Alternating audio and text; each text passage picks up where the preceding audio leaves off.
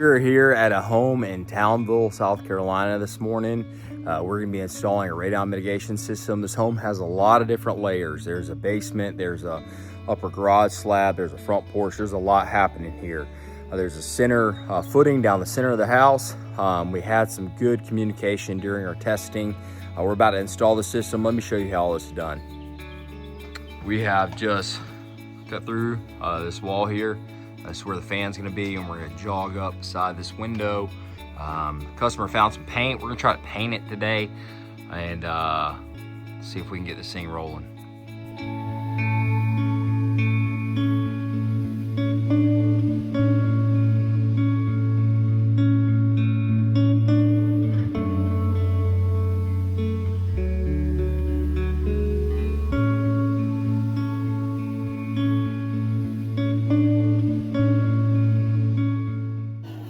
Right, this is our pressure over at our far test point. Minus 12, not too shabby. This is the radon system inside. We left the system stubbed up right up top. The reason we did that, we had originally planned to put a second suction point all the way across the house and in the utility closet over there. So we wanted to leave ourselves some options just in case we need to do that in the future. But we were able to get pressure field extension across the slab. So we're gonna hold off for now, retest the radon and see what happens.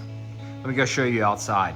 The radon system outside, the customer wanted us to paint everything in order to match the color of the house. He also wanted us to run up on the side of the home there so that we could take and hide that with a gutter. He's gonna put a gutter there. Eventually he's gonna move the downspout. And so that's gonna hide there. So this is the system outside.